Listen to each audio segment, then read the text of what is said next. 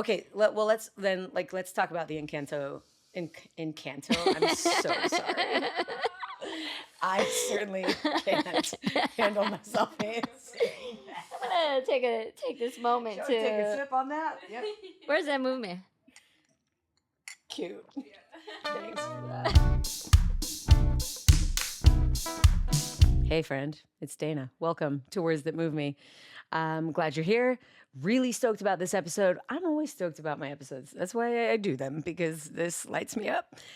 Kai Martinez is our guest today, and she is an absolutely incredible example of what is possible for women, specifically Latina women, in dance and beyond. This is a brilliant person, a bright light in the dance community. I want to point out also several different pockets of the dance communities.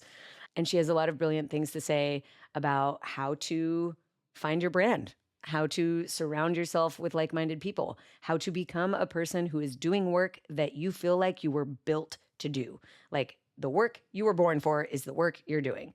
That's what we're getting into today. But first, we do wins here on Words That Move Me. And today I'm celebrating a very non-dance related win.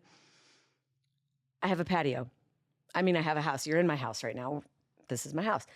And just there, beyond the lights, is a patio that wraps around my condo. Believe it or not, I'm going to say that's probably what is that, 15, 18, maybe 25 feet, maybe 30-foot deck out there that has been largely unused because I cringe every time I go out there because it's dirty and the furniture isn't comfortable and it's the pits. Well, not anymore, my friends. I'm celebrating today that I have new patio furniture, and I'm giving a special loving super shout out to Fee Voba for helping me build my little sectional couch, and to Riley Higgins, who built not one, but two little benches and a big table.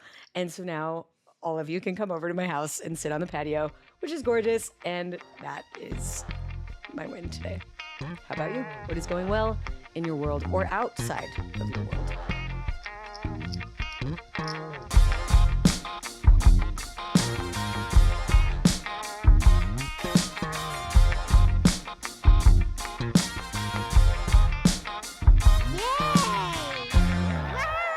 Congratulations. I'm so glad you're winning. Let's get into this conversation with Kai Martinez. It's time. No? Yes. Fuck it. Welcome back to the podcast. Yeah. Yay. So we had a technical difficulties first rounds. So this is our round two. And I'm so glad that you're here again. Thank you for being here. How you been? Thank you. I've been great. I mean, it's like now we're into this year already, and it's like it's been a crazy year, I think, for in all ways, but finding ways to be creative and stay inspired, I think, is a collective priority and struggle. Yeah, I'm glad Riz is here to inspect our wide angle. Yeah, I think you're right. I've been hearing from a lot of people very stressed about a quieter time industry-wise, and I'm also hearing from a lot of people who are getting down on their own projects, getting into training, a lot of people making use of having more time than maybe they might usually. But yeah, I'm curious, what creative ventures have you been up to? I've been kind of feeling that also, and I think what's been helping me stay inspired is having a class. I'm teaching right now, Movement Lifestyle, and when I'm teaching Wednesdays at 4 p.m. Good to know. I think having that constant time slot demand. You have to make a thing for that time to be creative, have to be prepared, right. Yeah, I've been treating it as if it's a job, and meaning an industry job where I'm like, I go in a studio, I create and all that. That the exchange within the class with the dancers and stuff has inspired me to then create on outside. So I just put out like my own creative video to Black Sweat by Prince. Heard of it? It's just one of the greatest songs ever made. I love that song so much. Oof. So hot. Ooh, I've been back on some Prince shit right now. Oof. It's very, very attractive to me to be listening to him right now. Yeah. Is Black Sweat already out there in the world? We can share it and see it? I can't wait. Yes. And it was, it was a challenge for myself to not just choreograph something, but also work on the lighting and the camera angles. And I wanted to do it in a one take. I really in a oneer, which right. So I love the idea of choreographing for the camera. Yeah. As well. And that, my friend, is something that you got to practice. And if you're not gigging right now, be practicing on your own. Practice on your own stuff. So I was, I had a great team behind me that helped me figure out from the haze and the, all the things that I couldn't necessarily think of myself. Yeah.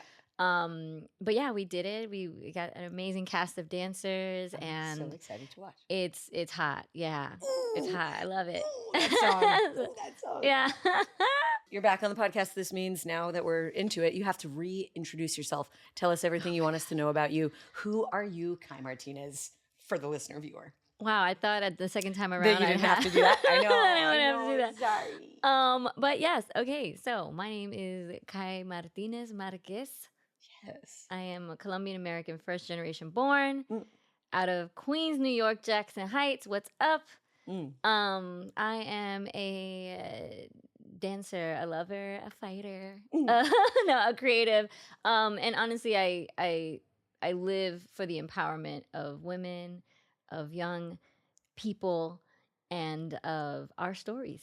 And to be able to be a part of telling not just my stories, but the stories of my friends and the stories of my communities and the communities around me is my life's mission.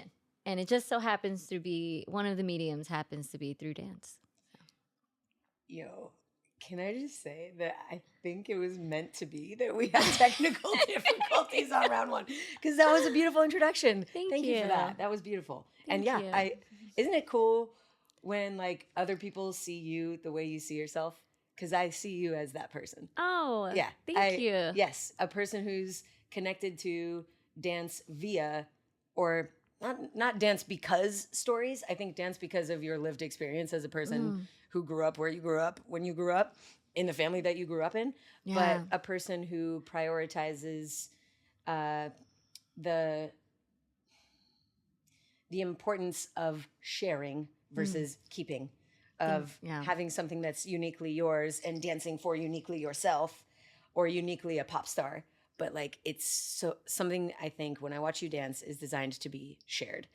And so yeah, I think your introduction is Thank you. Thank you. Okay, one thing that you did leave out though from last time that I want to lead with this time, because I think it's really now more than ever perhaps important for dancers to be thinking about and to be doing. You have marketing background. Right? I do. Yes. Tell me a little bit about that and your tools for creating for yourself a brand identity. By the way, I'm wearing overalls today. Yeah. And they're really And I'm wearing this. And we're just a band over here.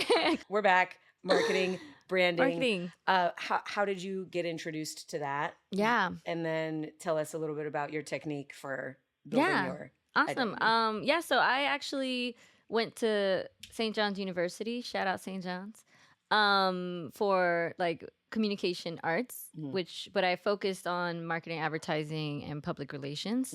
I also have a background because I went to Brooklyn Tech High School. Actually, yesterday was my 20th anniversary. No, say it. Say it loud and proud, my friend. High school reunion. Was yesterday? It was yesterday, actually. I didn't get to go, but shout out to Brooklyn Tech Nights. But when I was in that school, I also focused on like video production, journalism. So I have just a wide background behind the scenes of, I guess, entertainment and just branding and stuff. And I thought I threw it all away when I graduated from college, and I was like, I want to be a dancer. Little did I realize that how deep that stuff, how that seed really took. Yeah. Like you kept that knowledge. Yeah, and I realized very quickly that I had to, in order to stand out from the crowd, it was the same. I had to apply the same rules that you would apply to a brand, like to a Coca-Cola, any sort of product. I would have to look at myself that way. And it also helped me get out of my own way. Because I think as artists, we're very... like, this is mine, and we're so attached personally. We take everything personal, and we're so personally attached to our work because it's directly related to who we are. Yes. Like our actual body. Yeah, like our actual physical. Or like everything. Our body, our values, our experiences. Yeah, our hair, especially as women, our hair, our body shape, how much we show, and all that. So we're easily can be influenced if we don't have like a moral compass, or if we don't have like our mission statement, right? So I started to look at myself as that. Like I would look at, there's this idea that I learned in school. It's called integrated marketing communications. And what that means is every point of contact that a consumer has with your brand, they should be getting the same messaging. Meaning, if you like encounter Coca-Cola, that's a huge brand to that we can always case study. Anytime you encounter Coca-Cola, the logo is always going to look the same. You're always going to get the same taste. It's always going to be in the same packaging. You know, it's always going to be in the same. It's consistent. Even the website, the social media, the events that it's a part of. You know what I mean? All of those things, it's because Coca-Cola has a mission statement that they've developed to that paid some really smart person a lot of money to help them. It's like their like log line, right? It's their selling point. It's like, this is who we are. This is what we represent. And one of the biggest laws in marketing is to go from having the consumer having a want into a need. Yeah. I don't just want a refreshing beverage. I need a Coca-Cola. Right. Because if you think about it, we don't need much of anything. We don't need new Jordans. No. We don't need... No, we don't. We don't. We need to actually clear out some of the old ones. Is what we need to do. I'm in my spring cleaning zhuzh right now. I'm really in the offload. But okay, so how do you do that as a dancer for yourself? How do you... Yeah. So now, again, bringing that to yourself as a dancer, they don't need me as a dancer.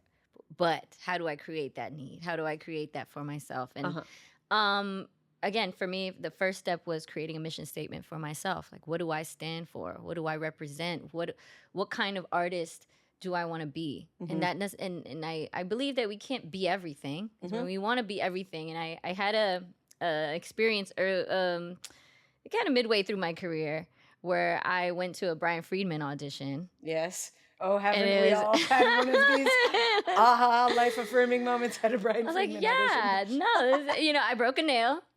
I was bleeding, and I went. Shit, no! I was at center staging, sitting outside, defeated. I was completely defeated out there. I was like huffing and puffing, and I was like down on myself. Like, man, I didn't do it. I didn't make it. And then I thought to myself, but that's just not.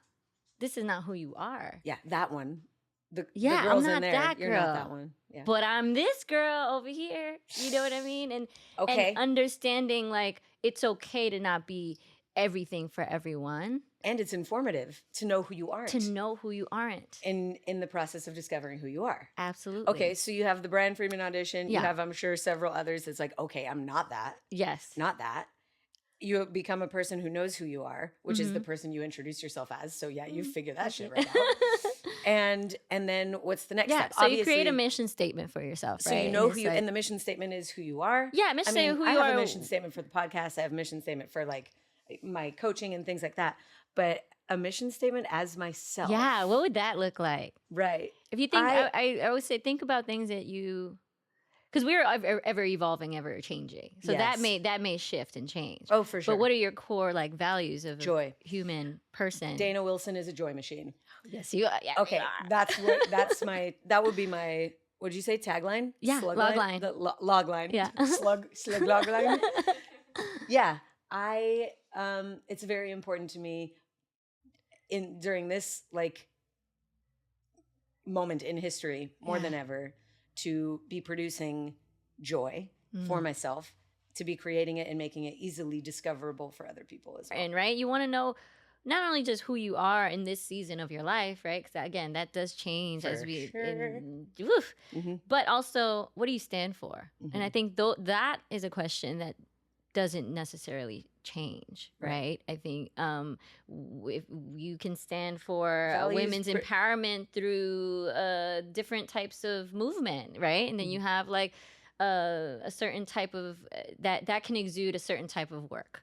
And so I think for me, when I thought of that, what is important? What do I stand for? And I think I am very passionate about empowering women and champion women, and then also children. Yes. Because coming from where I come from, I was back there last year and seeing some of the dancers that come from underprivileged neighborhoods, underserved neighborhoods, and minorities. I hate the word minorities, by the way, but black and brown and Asian, and just like, but their passion is so much there that I'm like, I remember being that, and so that's something I'm very passionate about, to show them like, yo, if I can do that, you can too.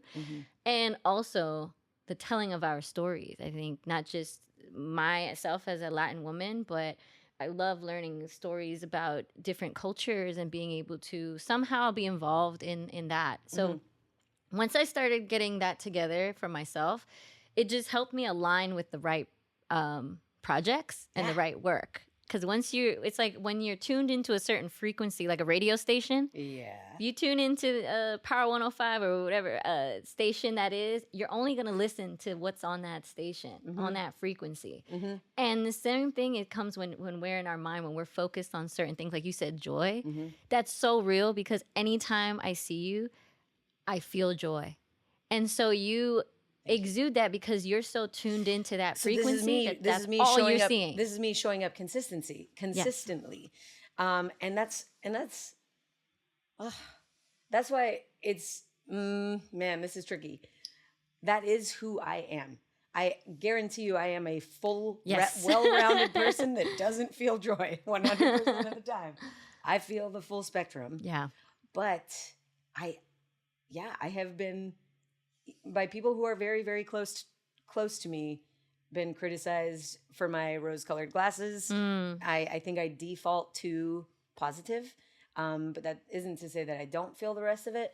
But I think what I'm trying to say here is, as you're choosing who you want to present yourself as, probably put your strengths and your defaults right at the center of that, so that you don't have to worry about being a person that you're not consistently all the time in places where you show up to work. Yeah. And then that'll also, because of course we don't feel that all the time, but then that's when we're able to separate the person from our brand. Yeah. Right? If the brand is, so maybe on a day where you don't feel so joyful, and you have to show up somewhere, and you have to, but because that is your brand, it will help you pull you out, the person out of whatever space you're in, and show up for that 1 hour, for that 2 hours, as for that 16 hours sometimes. Yeah, I hear that. Okay, I want to jump back to that Brian Friedman moment, because I think a lot of people in that moment could stop. But you didn't. So I want to know about what came right after that. Like weeks after, days after, what happens after you get the super hard on yourself moment of like, I'm not it. Yeah. Well, I'll go back to the Brian Friedman moment, because I think that moment for me was a affirming moment. So it was, I had already been around for a while, and I had already a sense of who I was, and I think I was trying to see how, because I've also had beautiful experiences with choreographers and people that I never thought I would work with. I've worked with Ryan Heffington, and I never thought I'd work with someone of his wheelhouse of work, but I had the most beautiful experience working with him. So I think I was in an open space of like, who else can I work with, outside of the street dance world. And when that happened, it was more of affirming, like, okay, you tried it, but you're not that. Yep. And now let's continue working on our strengths. Got it. But before that, I did have a very difficult, like a hard lesson. So I was at an audition, and Othan saw me at the audition, and Jamaica was there. And then Jamaica asked Othan to get my number, and they called me to come into a private audition. Okay. And so I came into this private audition. It was for Usher. And it was just Usher in the room, and Jamaica, and I think Rio. And no pressure. No pressure. I didn't even casual afternoon. This was like this was maybe a year when I first moved to LA, so I was still fresh here, and still again I was really trying to find my footing in LA, and now Usher asked me to freestyle. He was like, "Hey, so what song do you want me to play? I just want to see you dance." What'd you say? What song? think he was doing. I said something Michael Jackson because he was doing like a Michael Jackson tribute. And I was Smart. like, yeah, Michael Jackson. Girl, I can't remember the rest. I blanked. I know I just went. Totally blackout. Totally. You know when you're in that time when you're just like dancing and you're just like, I was pulling from every style that I knew. I was just, oh shit, it was a smorgasbord. Slightly out of control. Just like throwing all the things. Yeah. Just doing nerves. You're not grounded. I wasn't grounded in myself, and needless to say, I didn't get the job. And that is the first time I had to sit with myself and really like take accountability for I did not get that job because of me. There was no, like, literally it was handed to me. It was set up for me. And all they wanted to do was just see who I was. And that definitely had I think would have crushed me. But what it did was I was like, no, this is never happening to me again. Okay. And I was in every session. I was at every freestyle session. I was at every party. I'm at every cypher. I'm grateful. I've had some incredible mentors in the freestyle world, like Henry Link, hip hop OG is one of my mentors. Pop and P, I've learned from Buddha Stretch, and just coming from New York, you see like you go to Funk Box, it's a master class, and that's who's there. Right? Link made me put my hand at Funk Box once. On the bar, because I don't know, I probably waved at some point, and he was like, come here. Sat my arm on the bar and would not let me get past my knuckles if I lifted my other knuckle first. He was like, no, you're pressing. Do you feel yourself pressing right here? He's a teacher. He's a teacher through and through. Yes. He loves, first of all, him getting down is, like you said, a masterclass. This is an Ivy League education just to see him get down. Yeah. But he's so generous in what he offers and how he shares. I'm so grateful to have encountered him. Yes. Also I still call him up from time to time. And the other day we were talking about DJing, and he's like, pull up your Serato. And then he's like teaching me stuff. Get out. FaceTime. Yeah, man. I love him.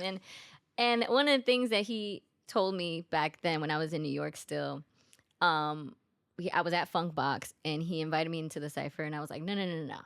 I can't. I don't want to, I was like very standoffish. And he was like, well, how would you're coming into this space and you're receiving energy from everyone, and it's an energy exchange, and how you're not giving, you're just receiving. And I was like, ooh, I didn't see it that way. You want to just come in here and be a taker? Yeah. Would you come into somebody's house and just take and then leave? Exactly. Without bringing? Yeah. Second thing he said was, if you don't like your dance, how do you expect anyone else to? And then fast forward to the Usher situation. I was like, wow, yeah. I didn't like what I did. I just didn't even know what I was doing. I didn't know myself. I didn't know.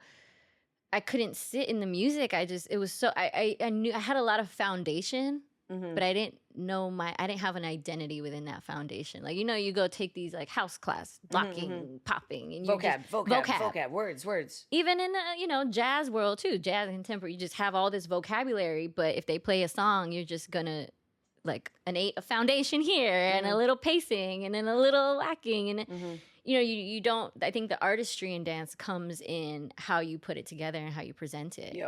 How you speak, it becomes poetry. You can learn the vocabulary of a dance and write the sentence C spot run, or you can become fucking Joshua from Ghetto Funk Collective and be speaking fucking Shakespeare with the vocab, like he's using the vocab, but he's speaking fucking Shakespeare. I'm with you. I'm fucking with you fully. And I share in that for a long time, freestyle was terrifying to me. It's not my strength. It's not my comfort zone. I would rather. Look who's talking.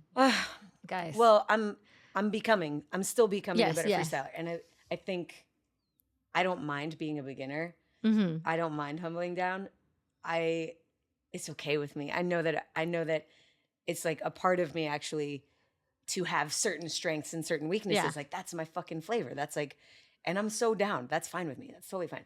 But I do aspire to becoming a wordsmith with movement in all dance spaces, in the freestyle space, in choreography space, in social dance spaces. Oh my God, I really want to be good at social dances. But okay, all of words happening. What I'm hearing from you is that, well, two things.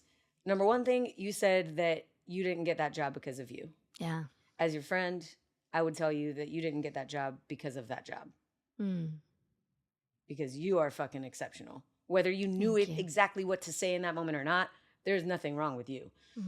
You and that job, not meant to be. Yeah. Just not a partnership, not meant to be. I have felt, oh God, me and this job are made for each other. And then found out that I was wrong.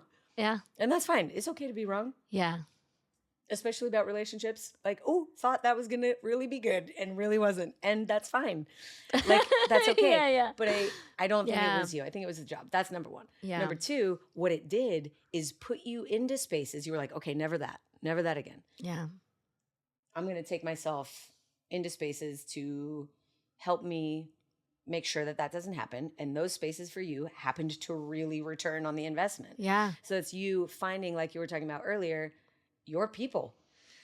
Once you have your North Star, your mission statement, that puts you in the spaces where people like you live. Yeah. And then you wind up working on Encanto because you're a Latin woman who cares about sharing stories about women and who cares about them being accessible to children. And when you like decide who you are and what's important to you, you land in spaces where you get to do that kind of work. Yeah. So that's what I'm seeing, like from my 30,000 foot view of you telling this story. It probably didn't make that much sense at the time, but like because of all those, oh, I'm not that, you wind up in the space where you're like, wow, I'm doing work that I'm like so fucking proud of. Yeah. At least I hope so. I know, absolutely. Okay, let's talk about the Encanto. Encanto. I'm so sorry. I certainly can't handle myself saying that. I'm gonna take this moment to take a sip on that. Yep. Where's that movement? Cute. Thanks for that. Can you? I mean, in my mind, that's one of those like I was built for this kind of projects. You know, like it seems like you from day one, whether you knew it or not, were like on a pathway to that gig. Is that how it felt? It did. It felt tailor made in the strangest way. Yeah. Like, you know, I had many moments of tears. I had many moments of like, what is going on? What is my life? Right. Like, what is happening from the moment I got the call from Jamal Sims, who's a choreographer on the job. Love you, Jamal. We love you, Jamal. We love you. No, yeah. I mean, the incredible, iconic, like, and I don't say that lightly, Jamal Sims, who he came into the project and he says the story himself. Like he didn't want to take the job because of the subject matter of it being Colombian culture. Yeah, he's not Latino. And so even him having the understanding and not having the ego to say, I'm going to do this. And saying, "Oh, I'm going to bring someone on board who is more of an expert in that field." But also, I mean, he's just an incredible storyteller. So I think he was exactly the right person to spearhead this project because of the way in which he tells stories through dance and film is just, and the way he leads a team, and the way he holds a room. I do think it's important that people like yourself, who is the person who lived that thing, should be leading teams. And I understand that Jamal, with all of his experience doing this, would be the person who's head of department. I get that. And I'm grateful for Jamal to have the wherewithal and the network to pull yourself into the team like that. And I'm allowed to think that and still want you to have been the leader of that. Yeah. Also, women in positions of power is a passion of mine. And I think it is so wild that dance is such a, obviously dance is global, dance is for everyone. But I think this is stupid that I'm saying this. At least the way that I grew up, like 95% of dancers were women. And 95% of choreographers are men. Yeah. And I just kind of want to fuck that up. Yeah. So Same. anyways. Hell yeah. So, Hell yeah. so I thank you, agree. Jamal, Yeah. for that. No, and thank also you. cheers to you for your Thank future you. leadership positions, because you got Thank to you. learn from somebody who's really, really good at Yeah. it. And I'm sure, tell me maybe about one aha moment you had on Ooh. that project. Oh my gosh, so many. But yes, I would say that the person that I am now, even just 5 years later, is not the person that I was when I walked into that space. So, meaning I was coming from the dance world. I had an knee injury in 2017. I didn't know if I was What year did you work on Encanto? 2021. Okay. Oh shit. Yeah. So so after like 2018, when I kind of got back, when we did a Man of the Woods, actually Yes. Man of the Woods, Oh, Justin shit. Timberlake video. Yeah. That was my first video. That was my first job back from knee surgery. Wow. I had ACL and meniscus, and I was kind of in this existential crisis. But that shout out to Marty and AJ and the whole team, because that kind of brought me back into dance. You were like, And okay, I can still do this. Yeah. This is the thing I can do, and I now can I'm do. doing it. But even then, I was still struggling with like, again, where's my new space in this? Because after you have an injury and then getting older, so much defining. These are character defining. These are rebrand moments. Yeah, rebrand For moments. sure. So fast forward to pandemic, I was on tour. I was on tour when the pandemic happened with Omarion as a dancer, and I kind of was like in this, do I really want to do this? I had already started choreographing, but I didn't know if I wanted to do that. So it's just kind of in this transitional space. So when I got the call from Jamal to do Encanto, I was like, first of all, the fact that Disney wants to do a movie on Latin culture, let alone Colombian, what? It was nuts. insane. My mind couldn't wrap my head around it, but I was like immediately like, okay, let's do the best job that we can. So I felt also this immense amount of pressure, responsibility, and responsibility to represent a whole country of diversity and people and dance and music, and every area has its own different type of dance and music. There's no end to how deep you could go in the quest for authenticity. Yes. Yeah, there's no and wanting end. to do it justice, And so then came a wave of imposter syndrome where it was like, well, hold on.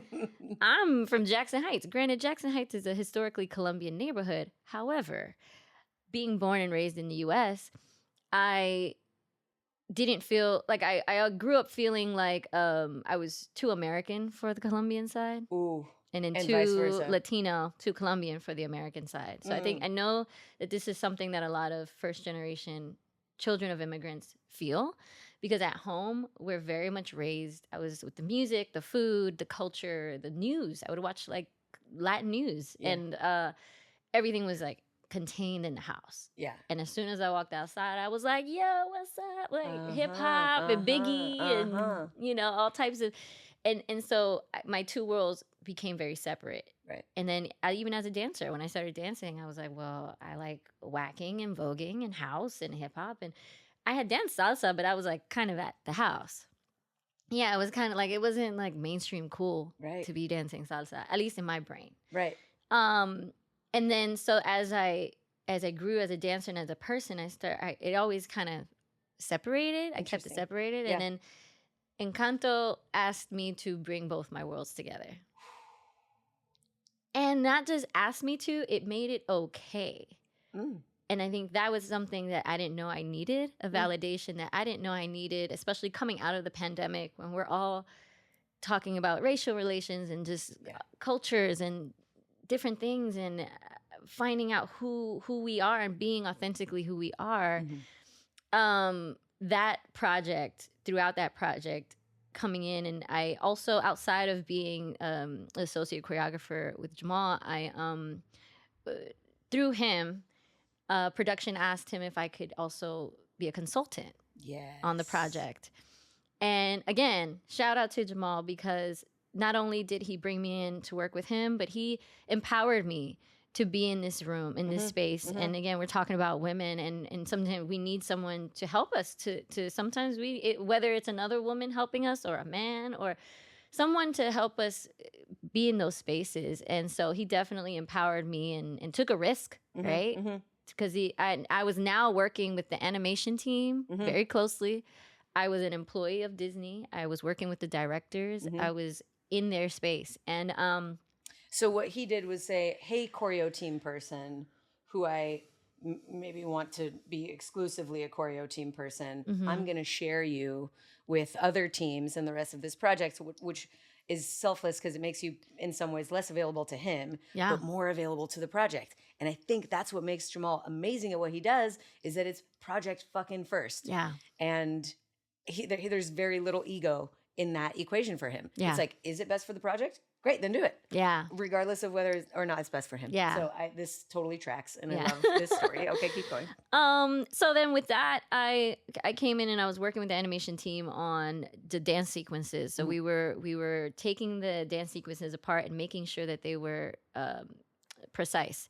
So I was treating the characters as if they were dancers. like shape of their hands, Everything, or like the way they're moving their dress, like everything, like rotation of the hips. Because you guys did movement, like it wasn't motion capture, it was movement reference for the animators. So, which you've done. But I really love getting to feel and look myself. Yeah. And then let the animators do their job.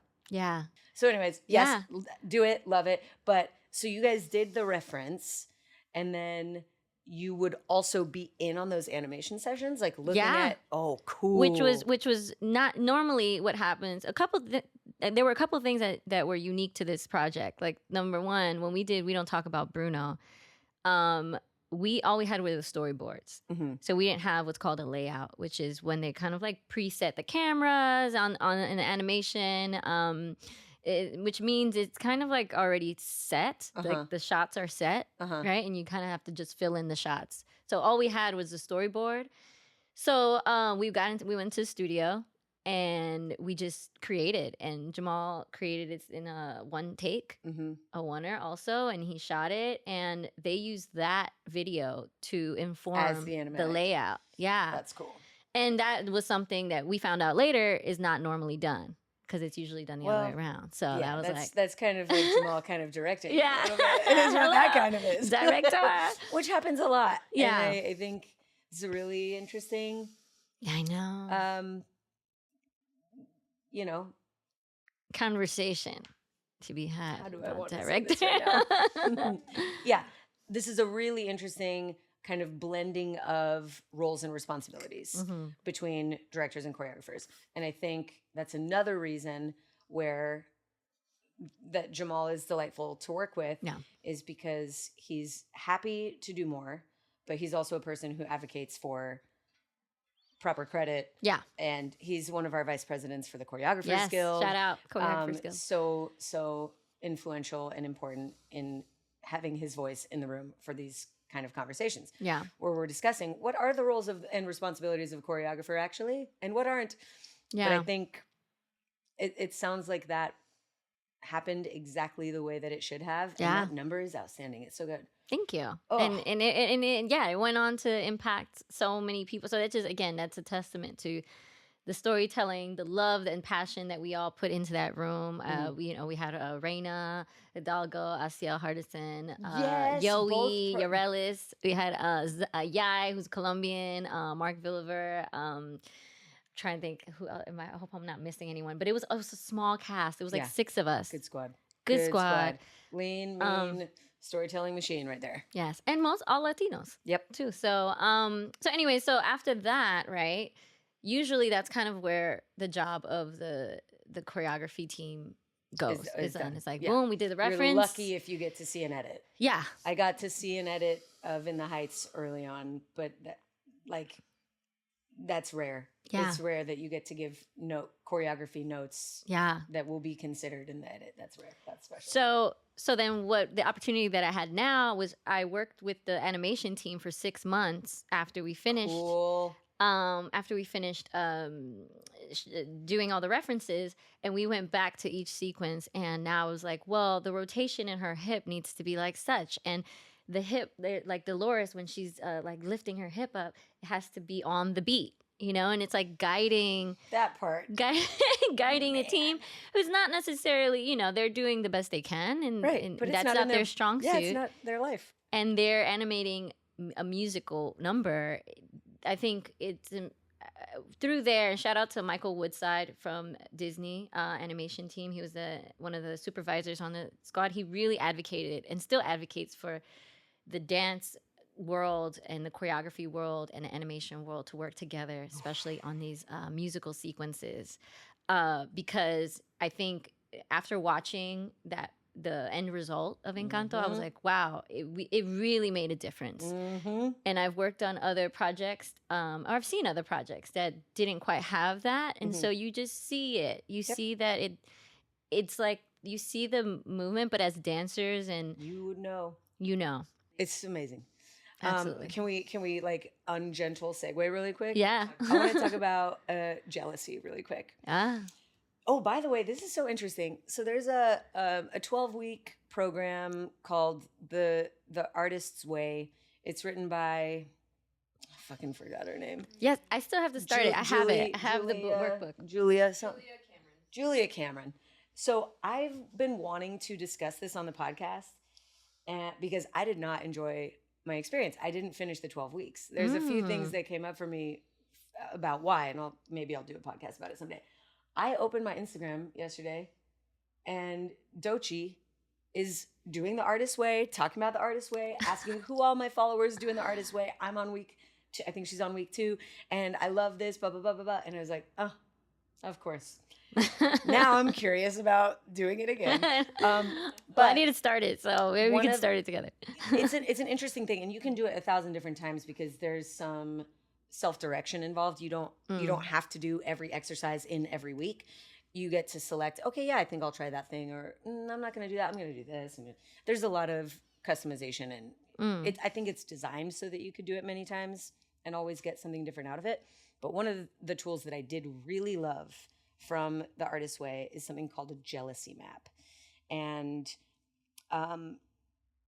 it basically works to rebrand jealousy not as something bad that we shouldn't feel and that you're bad for feeling in the first place. Like, don't be jealous just because Kai got to work with Anderson Paak. But, spoiler alert, you landed on my jealousy map because I found that you have done some movement coaching and choreography for Anderson, and I am a huge fan. Like, crazy big fan. I'm tearing up. Because listen, like, I love Bruno Mars, okay? Shout out to Bruno Mars. He's amazing. Yeah. Shit. And he's fucking unreal. I've seen him live a couple times. Holds the room right here. You are lapping. Men, women, children, dogs lapping out of his hands. And that microphone is on. And that microphone is on. And he is jamming and is charismatic. Anyways, I obviously have thoughts about Bruno Mars. But I went to see Silk Sonic. And guess who I watched? Anderson Paak. The other guy. There's the other guy. And so, anyways, I encourage you to look into the jealousy map. You can probably find this as an individual thing. It encourages you to use jealousy as a tool, as a navigational tool, right? If I know that feeling is coming up for me with you, I can ask myself, why? Okay, then why that? Okay, then why that? Okay, and why that? And eventually you'll get, the bottom line will be because I want to feel seen, or because I want to feel like I'm at the top of my game working with my heroes, or because, so is there something that I can do right fucking now that will get me closer to that feeling? Wow. Absolutely. Yeah. So I can take what would have been a quick scroll, like, oh, no, don't feel jealous, and just like actually ask why, what is going on here, and what can I do right now that will land me closer to those results today? Ooh, so I've gone through the jealousy map with you a couple times. Oh my gosh, that's but I would crazy. Love to hear, since I have you here, a little bit about how you came to be doing that work. What is your experience like working with him? And hopefully there's more in the future, because fuck, what you're doing is working. Right. I think the world of him, and obviously of you. No, totally. I will say, I'll preface it by saying it's crazy, because I remember coming up in New York, I would be on YouTube videos, and I wasn't really a YouTube, because there was like a stigma about like YouTube in New York. It was like LA YouTube. Oh shit, that's crazy. Yeah, I never it was knew like that. the YouTube dancer. I was sucking YouTube. It's like it's like it's like what we see as TikTok now. That's kind of like what the perception. It's the new thing. It's the new thing. It's like, look at these people taking advantage of it. But I watched you and Sean and Jillian, and I was like, yo, I don't care what nobody says. These people, they're getting down, and they are so like, y'all, it really inspired me. The way you move was like so, because I was a very full out dancer and kind of sloppy and very like raw. And I was like, whoa, no, I want to dance like that. Oh, cool. I want to be so in control of my body. So to then come here and meet you guys, and you guys are as wonderful as you are dancers. Like the way you move is like, so to have this moment, I'm like, girl, what? Isn't that crazy? Jealousy. Isn't that crazy? And that's the other thing about jealousy is like, everyone will feel it. Yeah. Everyone will be jealous of someone, and you might be mutually jealous. Right. I'm like, what? Are you kidding me right now? I love that. With all the stuff you've done? That's cool. Thank you for that pause. That's an important reflection.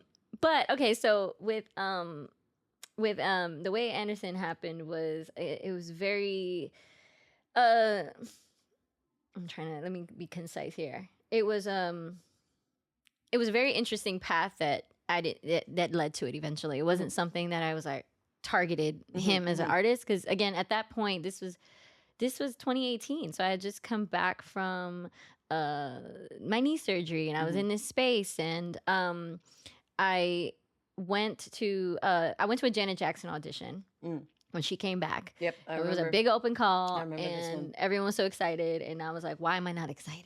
Like, I'm not. That's such an important question. Like, something just didn't feel like this was my dream.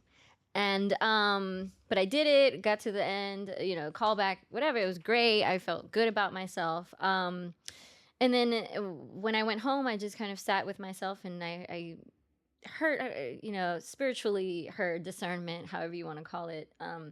Something tell me, like, Janet's already a well-oiled machine.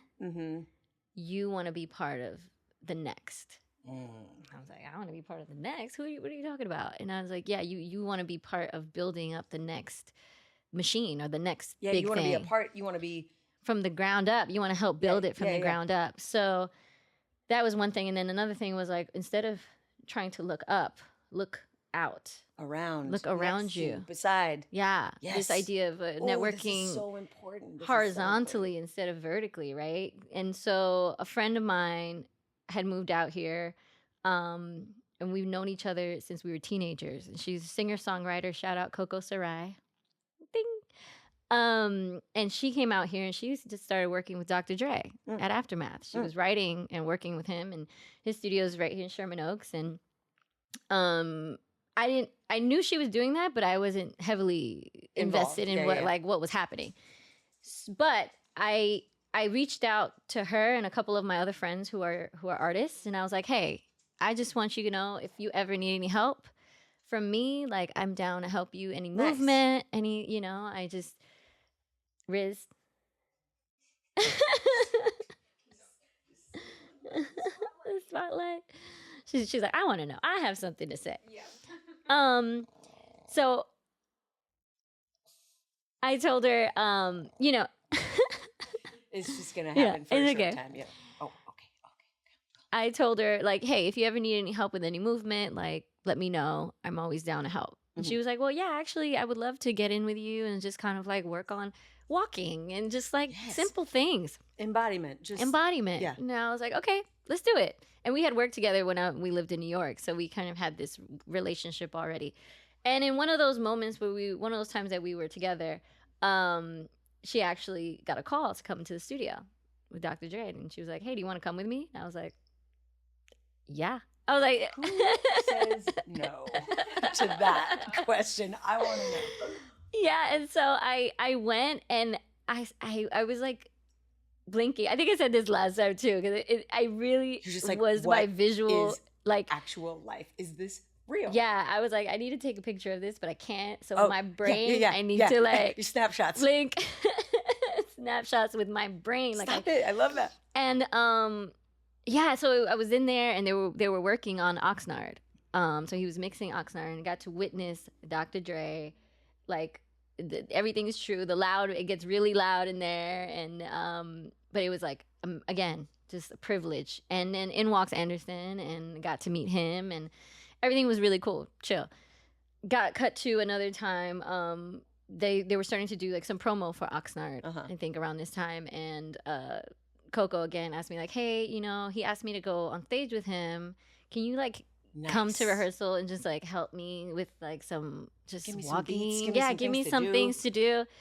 And I was like, of course, yeah, sure. It's fun. Great. So I come to rehearsal and I'm just in the corner, tucked away. I'm not trying to fly on the wall. And whenever she would do something, I would just go to her quietly and be like, hey, why don't you try this? You know? And at one point he goes like, hey, what about me? And I was like, well, you know. Yes. Yeah. What about you? You could try. Sorry, I am giddy. I would have 100% not been the person to be in that room. But like, now that you mention it, so that was that, and you know, I kind of just was there, and also feeling this idea of like being of service, right? Yeah. I know sometimes what's best for the gig. Yeah, sometimes when we get caught up in like the transactionality, if that's even a word, the transactionality of it all. Like if I'm not getting paid this for this, you know, and granted, I see. Granted, this is coming from a relationship that had spanned, now it's almost 20-year relationship that I had with with Coco. So it's not something where it wasn't for the job. I wasn't trying to get a job out of this. This was something that I genuinely wanted to help, your friend, and I want to see her do well, and she has a great opportunity here, and I want to help her. It wasn't I'm helping her because I want to get to him and I want to do that. However, it led to, because I came in with that spirit and not the spirit of what can I do? Let me run this shit. Let me go. Yeah, let me go take this gig and run with it. Yeah, let me go pitch something to him, and you know, because that wasn't the spirit that it came with. It eventually led to then there was another situation where we were in center staging and they were playing music and I was in the corner, and at that point I couldn't stop like dancing. It was a moment. That's what I'm saying. Like, how do you quietly tuck away anywhere while that shit is playing? But carry on. And then he looked at me like, hey, wait, do you have some movement to this? And I was like, I can. And then that's when opportunity meets preparation. Nice, my friend. Yes, absolutely. And then, so then it became a thing. And after that, he was like, okay, well, I'm doing Saturday Night Live. Amazing. We did Saturday Night Live. Then we went on tour, and then this was his first headlining tour in Australia. That's significant. Now we're talking about building a machine. And then exactly. Now the Janet thing had happened in the summer of that year. This was now December of that same year. And I remember I had a flashback because I was also a dancer on it. I movement coached him, choreographed. Cool. And I was heavily involved in that process. And I will also shout out AJ Harpold. Yes, girl. Because when I got that job, I didn't know. I knew what an MD was, but I didn't know my relation to the MD. You know, like I didn't know. There were so many things I didn't know about being on this side, on the production side of it, on the choreography side. And she was one of the persons that I reached out to. She was gracious enough to give me some advice and some words. So shout out to you, AJ. We love you, AJ. I love AJ, you've got to come on the podcast, friend. What? Oh, it's happening. Yes. Carry on. So we were in Australia, and I was on the side, not doing a number, and then I was watching him do something, and we had prepping for his tour. We had been like, okay, well, we see you're like the Prince of this era, but like Prince with James Brown, with like a little Elton John, with like a little with the Flash and the thing, and you're like this combination of everyone. But hip hop too, and funk, and so there was this moment that the recipe. Yeah, the recipe is so good. there was this moment that that I was like, you got to do this moment. You know that moment where like James Brown has done it, Prince has done it, where they go down the mic, they bring the mic down, they have this dramatic pause, and then they just come up and boom, crowd goes crazy, right? I was like, you got to do that. I was like, you got to do that on Come Down. Nice. Come Down. We got to do that. At the end of Come Down, you got to just like, whoo, let the crowd knees. roar. To the knees. To the knees. All the way Commit. to the knees. Yeah. All the way down. Yeah. And then come back up. I'm going to get down. You might never. Lawson area. Yeah, Lawson area. That's how passionate it was. And at first it was like, no, I don't know. And you were like, it's mechanics and then it's feeling. When mechanics meet feelings, it's amazing. Yeah. This is how you get to your knees. This is how you get up. Yeah. Try it. Okay, now feel good. And now try it again. And then it's amazing. And then we did it. And then watching him do that on stage and watching the crowd react, I think that was a moment where I was like, speaking of aha moment, that was an aha moment because I realized that I was getting more gratification and joy from watching something I helped from. Yeah, I was like, I helped him grow into that, or I helped this show become this, as opposed to me being out there. Yeah. And of course, we love being a dancer. Once you'll always be a dancer. And you love the feeling of taking up space as a dancer and moving, being seen, the instant gratification of the audience and the connection. Applause. Hello. Which was great. It's addicting. That was a moment, that was an aha moment where I realized, like, wow, yeah, I am taking more joy in this. And I think that also has helped me transition into being more of a teacher and watching dancers grow and watching artists grow and being part of the creative process. You know, I love the pre-production. Yeah. Like all the ideas flowing and I could live bad in idea, good pre-production. idea. I could live there forever. I love it. I could live there forever. Almost sometimes, like when you see the finished product, you're like, okay, that's great. I love it. But it's the trenches, the trenches of the creative process that I love. Nice. So yeah. Well, thank you for sharing that story. Yeah, And I'm so glad that it's you, and you are so perfect for that space. Thank you. And I will just say also, Anderson is, again, what I learned from him, he is fearless. He is a creative, like he trusts his instincts and he goes with it. And even now, like he's DJing and he's directing. He directed a film and he starred in the film, and he's just he's not he doesn't allow himself to be put in a box. And that was one of the huge takeaways I got from working with him, and we're still good friends. And I'm, humble. He's super humble, but also talented, and also demands excellence of himself and the people around him. And I was privileged to be around him. I hope he comes out with more music and another tour. And I would love to. He loves dance. Yeah, we're always sending videos to each other of like, oh, did you see this? Or did you see that? And so I can't wait to see what the future has. Next. Yeah, same. I am anxiously awaiting. Yes. Okay. Final burnout round. You ready? Okay. Rapid fire. Here we go. Answer from the guts. Instincts. Kai. Yes. Is it coffee or is it tea? Matcha tea. Amazing. Yes. Is it a morning rehearsal or a night rehearsal? Morning. Nice. Is it hair down or hair up? Hair up. Is it a hoop or is it a stud? I think I know. Hoop. Great. Is it breakfast or is it dinner? Dinner. Oh, but heel or sneakers? Sneaker. Or slide?